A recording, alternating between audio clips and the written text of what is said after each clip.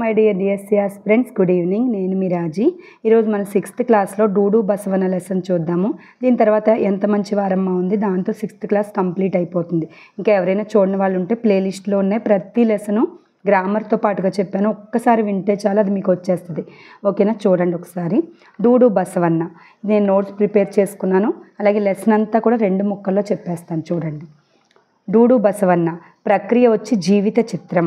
జీవితంలో విచిత్రాలు జరుగుతున్నాయి, కొన్ని కళలు కనుమరుగవుతున్నాయి అనేసి తెలియజేస్తుంది. కాబట్టి మనకి ప్రక్రియ వచ్చి జీవిత చిత్రం. ఇతివృత్తం సంస్కృతి, అంటే జానపద కళలు కాబట్టి సంస్కృతి గురించి తెలియజేస్తుంది. ఇది రచయిత రావూరి భరద్వాజ రావూరి భరద్వాజ.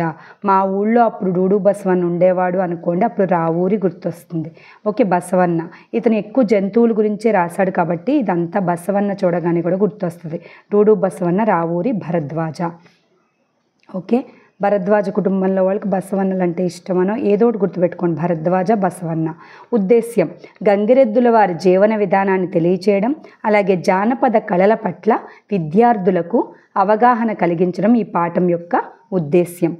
నెక్స్ట్ ఈ కవి గురించి చూద్దాం. రావూరి భరద్వాజ.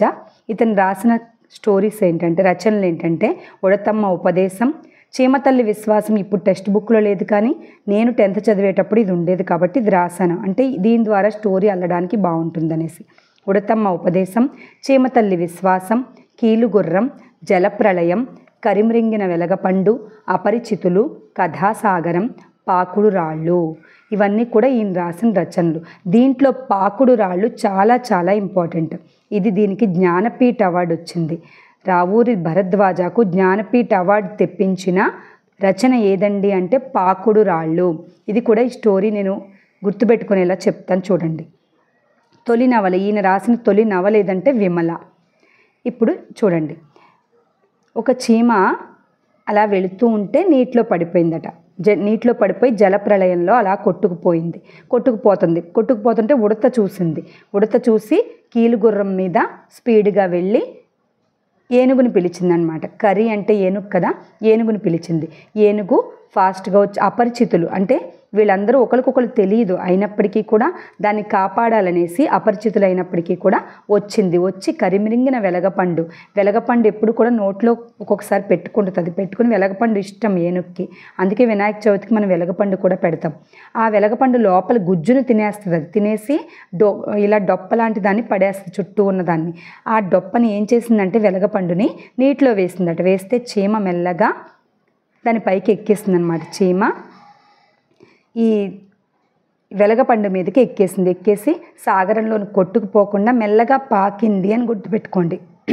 చీమ పాకుతూ మెల్లగా ఆ వెలగపండు మీదకి ఎక్కేసి ఒడ్డుకు చేరి రాళ్ళు ఎక్కేసింది అనమాట, పైకి ఎక్కేసింది. కదా సాగరంలోకి, అంటే సాగరంలో కొట్టుకుపోకుండా నీళ్ళనే వెళ్ళి సాగరంలో కలుస్తాయి కదా, సముద్రంలో కలిసిపోకుండా వీళ్ళందరూ కాపాడారు. ఉడత అలాగే ఇక గుర్రం మీద వెళ్ళింది కదా ఉడత, వెళ్ళి తర్వాత ఏనుగుని తీసుకొచ్చింది కదా ఏనుగు, ఇవన్నీ కూడా కాపాడాయి అన్నమాట. అప్పటి నుంచి వాళ్ళందరూ ఫ్రెండ్స్గా ఉంటున్నారనమాట. ఇలా గుర్తుపెట్టుకుంటే మీకు ఈ స్టోరీ ఎప్పటికీ మర్చిపోరు. రావూరి భరద్వాజ అనుకోండి, డూడు బసవన్న కూడా దాంట్లో చేర్చేసుకోండి కావాలంటే. ఓకే, గుర్రము అలాగే బసవన్న చూసారనుకున్నా కూడా లెసన్ పేరు కూడా గుర్తొస్తుంది. ఓకే, గుర్రము, కీలుగుర్రం అలాగే బసవన్న చూసి ఫాస్ట్గా వెళ్ళి అప్పుడు ఉడత బసవన్న మీదకి ఎక్కింది అనుకోండి, ఎక్కేసి అప్పుడు ఏనుగుని తీసుకొచ్చారనుకోండి. అలా గుర్తుపెట్టుకున్నా కూడా మీకు డూడు బసవన్న గుర్తొస్తుంది. ఓకేనా? ఇలా స్టోరీ ద్వారా గుర్తుపెట్టుకోవడం వల్ల మనకు కష్టపడవలసిన అవసరం లేదు. 10 సార్లు చదివే కంటే ఒక స్టోరీ మీకు నచ్చినట్టుగా అల్లుకోండి. ఇది నచ్చకపోతే ఒక స్టోరీ లాగా అల్లుకొని చదువుకుంటే మీకు ఎప్పటికీ గుర్తుంటుంది. ఓకేనా?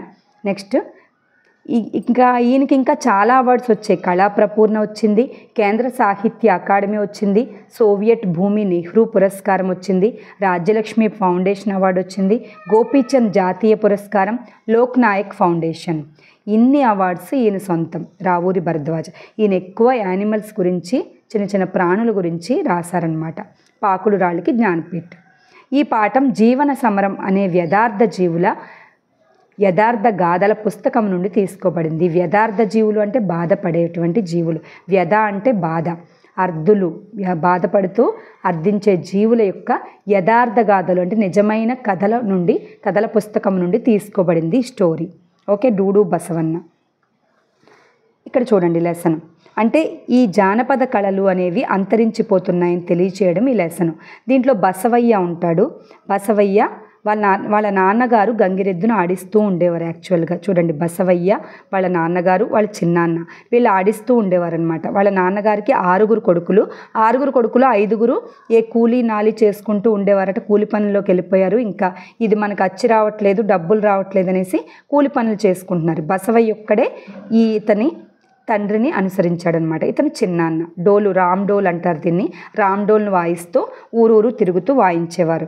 ఈ చూడండి, ఎద్దు పైన వస్త్రాలు, పంచెలు, మంచి మంచి సాలువాలు ఇవన్నీ వేస్తూ ఉంటారు కదా, ఇవి. ఇంకా వీళ్ళకి బియ్యం, డబ్బులు వేస్తూ ఉంటారు. అవే వాళ్ళకి ఆదాయం. వాళ్ళు ఎంతో ఇష్టమైన నచ్చిన ఆట అన్నమాట బసవయ్య ఆట అనేది. ఓకే, నెక్స్ట్ బసవయ్య గంగిరెద్దు అనేది రామ్డోలు వాయిద్యానికి అనుగుణంగా గంతులేసేది. అలాగే మోళీలు వేయించేవారు. ఎద్దు చేత ఆటలను ఏమంటారంటే మోళీలు అంటారు. మోళీలు వేయించేవారు. అది కూడా రామ్డోలు వాయిద్యానికి అనుగుణంగా గంతులు వేసేది. అలాగే ఆనందంతో చిందులు తొక్కేది, కోపంతో కాలు దువ్వేది, తోకమట్ట ఎగబెట్టి రంకెలు వేసేది. ఇవన్నీ కూడా చేసేది. అంటే అవును కాదు అని తల ఊపేది. అంటే వీళ్ళు ట్రైనింగ్ ఇస్తారు. ట్రైనింగ్ ఇవ్వడానికి కొన్నిటికి 3 నెలలు అలా పడుతుందట, కొన్నిటికి 7-8 మాసాలు అంటే 8 నెలలు కూడా పడుతుందనేసి వీళ్ళు చెప్తున్నారు. అప్పుడైతే చాలా డబ్బులు వచ్చేవి, కానీ ఇప్పుడు తక్కువ డబ్బులు వేస్తున్నారు. గుప్పెళ్లతో బియ్యం వేస్తున్నారు. ఇది మాకు కష్టం అవుతుందనేసి చెప్తున్నారు. తర్వాత లింగమయ్య అంటే బసవయ్య కొడుకు అయి ఉంటాడు. లింగమయ్య, మా లింగమయ్య నేను మాత్రం ఇంకా ఇలా ఆడిస్తున్నాము అని చెప్తున్నాడు. బసవయ్య, లింగమయ్య మాత్రం ఈ పాఠంలో పాత్రలు అన్నమాట. ఇలా ఆడిస్తూ ఉంటున్నారు గంగిరెద్దుని. అయితే ఈ విద్య వేరొకరికి చెప్తూ ఉంటాడు బసవయ్య. ఇలాగా పోటీలు ఆడించే వాళ్ళము ఇప్పుడు లేదు, పాత పంచెలు ఉత్తరీయాలు వేసేవారు, ఇవన్నీ కూడా బసవయ్య వేరే రైతుకి చెప్తూ ఉంటాడనమాట. ఎద్దుకి అన్నీ పెట్టేవారు. ఏ ఊరు వెళ్తే ఆ ఊరిలో బసవయ్యకి తిండికి లోటు ఉండేది కాదు. ఇవన్నీ చెప్తూ ఉంటాడు. ఈ విద్య నాతోనే ఆఖరు సార్ అన్నాడు బసవయ్య కళ్ళల్లో నీళ్లతో. అంటే నాతోనే ఆఖరు, ఇంకా నా పిల్లలు ఇంకా అనుసరించలేరు, ఎందుకంటే ఇది కనుమరుగైపోతుంది, ఆదాయం అనేది రావట్లేదు, కష్టమైపోతుందని బాధతో కళ్ళ నిండా నీటితో చెప్తున్నాడు అనమాట బసవయ్య. ఓకే, ఇది లెసను. దీంట్లో గ్రామర్ పార్ట్ పెద్దగా ఏమీ లేదు. చూడండి ఒకసారి. ఇక్కడ మాత్రం వృషభం అంటే ఎద్దు, గోవు, ధేనువు, పాదపం అనేది నాకు కూడా తెలియదు, ఇక్కడే చూసాను. పాదపం అంటే ఎద్దు అనమాట. వృషభం అన్నా, ఎద్దన్నా, గోవన్నా, ధేనువు అన్నా మనకు తెలుసు. పాదపం తెలీదు. పాదపం అన్నా కూడా ఎద్దు అన్నమాట.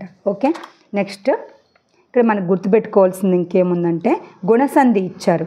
ఏవో అర్లను గుణాలు అంటారు. Important bit. ఈ అరువులకు ఏవో అర్లు ఆదేశంగా వస్తాయి. ఎలా అంటే చూడండి, మహేశ, మహా ప్లస్ ఈస, మహా ఆకి ఈ వస్తుంది, ఆ ప్లస్ ఈ వస్తే ఏ, మహేశ.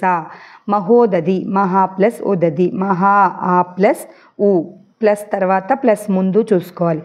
ఆ ప్లస్ ఊ వస్తే ఓ, మహోదది. రాజర్షి, రాజా ప్లస్ ఋషి, ఆ ప్లస్ అరు, అర్. ఏవో అర్లు కలిపినప్పుడు ఆదేశంగా వస్తాయి. వీటిని గుణసంధి అంటాం. గుణసంధికి చాలా ఎగ్జాంపుల్స్ ఇచ్చారు. ఓకే, చూడండి. నెక్స్ట్ మనకు గుర్తుపెట్టుకోవాల్సింది ఇక్కడ చూడండి, జతపరచడం అని ఇచ్చాడు. ఇది బాగుంది. నువ్వు పద్యం చదివినావా, ఇది ఎక్కడికి వస్తుంది, ప్రశ్నలోకి వస్తుంది. ఇక్కడ చూడండి, ఇటు నుంచి ఆశీర్వర్ధకం అంటే ఆశీర్వచనాలు. 4th one, సుభాష్ నీకు శ్రేయస్సు కలుగుగాక. దీవిస్తాం కదా, దీవెనలు ఎప్పుడు ఆశీర్వాదకాల కిందే వస్తాయి. నెక్స్ట్ ఆశ్చర్యార్థకం, అబ్బో నువ్వు ఎంత బాగుందో, పువ్వు ఎంత బాగుందో, అబ్బో అయ్యో, ఇవన్నీ కూడా ఆశ్చర్యార్థకాలు. ప్రశ్నార్థకం, నువ్వు పద్యం చదివావా, వెళ్ళావా, చూసావా, ప్రశ్నార్థకం ఉంటుంది, గుర్తు కూడా ఉంటుంది. ఇది ప్రశ్నార్థకం. నిషేధార్థకం అంటే చేయకండి, వెళ్ళకండి, వద్దు అని చెప్పడం. నిషేధార్థకం అంటే అల్లరి చేయకండి. నిషేధార్థకం అంటే తెలియని వాళ్ళు ఉంటే చూస్తారని దీంట్లో లెసన్లో ఇచ్చాడు. తర్వాత అనుబంధ లెసన్, ఆ లెసన్ అయిపోయింది, కంప్లీట్ అయిపోయింది. గురి, జస్ట్ ఒక నిమిషం. గురి, విక్రమసేనుడు అనే రాజు ఉండేవాడట. అతనికి వేట అంటే చాలా ఇష్టం. అతని దగ్గర మంత్రిగా పనిచేసేవాడు రాంభట్టు విక్రమసేనుడు. అయితే ఒకరోజు ఎప్పుడూలాగే వేటకెళ్తాడు విక్రమసేనుడు. తన సేనని వెంట పెట్టుకుని రాంభట్ కూడా వెళ్తాడు. వెళితే అక్కడ ఎక్కడ ఏ జంతువు కనిపించదు, నీరసంగా కూర్చుంటాడు. కరెక్ట్గా ఒక లేడీ కనిపిస్తుంది, ఇక్కడ చూడండి పరిగెత్తుతుంది. లేడీ కనిపించేసరికి ఇతను బాణం వేస్తాడు. వేస్తే ఆ బాణం లేడీకి తగలకుండా చెట్టుకు తగులుతుంది. అది వెంటనే నించున్న లేడీ పరిగెత్తుకుని పారిపోద్ది చప్పుడికి. అయితే అక్కడ ఉన్న సేనాని ఎప్పుడు ఈయన గురి తప్పకుండా వేస్తాడనమాట. వేశాడనుకుని చప్పట్లు కొడతాడు. ఆ చప్పట్లు కొట్టగానే ఈయనకి కోపం వచ్చేసి మళ్ళీ నన్ను ఎగతాళి చేస్తావా అనేసి కోపగించుకుంటాడు రాజు. అప్పుడు అది చూసి ఇతను చాలా భయపడిపోతాడు. ఎందుకంటే రాజుకు కోపం వస్తే శిక్ష ఎలా ఉంటుందో మనకు తెలుసు కదా. భయపడిపోతాడు. భయపడితే రాంభట్టు ఇతన్ని దారి మళ్ళిస్తాడనమాట. రాజుని అంటాడు, అలా అని కాదు, మీరు అమాయక జీవుల్ని శిక్షించరు కదా, ఎప్పుడు క్రూర మృగాల్ని వేటాడతారు కదా, అమాయక జీవిని పారిపోమ్మని మీరు సిగ్నల్ ఇచ్చారు, అందుకే మీ బాణం చెట్టుకే మీరు కావాలని వేశారు, ఆ లేడీ పారిపోయింది కాబట్టే తను భలే చేశారు రాజుగారని చప్పట్లు కొట్టాడు అని చెప్తాడు. చెప్తే అది విని సంతోషిస్తాడు రాజు. అయితే ఇది తెలుసుకుంటాడు సైనికాధికారి. అమ్మో తనను రక్షించినందుకు కృతజ్ఞతగా చూస్తాడు రాంభట్టు వైపు సైనికాధికారి. ఓకేనా, ఇది గురి లెసన్. ఓకే, అంటే తెలివితేటలతో ఆ సన్నివేశాన్ని మార్చేశాడనమాట మంత్రి, అందుకే మంత్రి అయ్యాడు. ఓకే, ఇక్కడితో మనకి ఈ లెసన్ కంప్లీట్ అయిపోయింది. నెక్స్ట్ లాస్ట్ లెసన్ ఒకటి ఉంది, దాంతో మనకి 6th క్లాస్ అంతా కంప్లీట్ అయిపోయింది. ఓకే, ఇంకా ఎవరైనా చూడమంటే ప్లేలిస్ట్లో ఉన్నాయి, చూడండి. Keep watching. Thank you so much.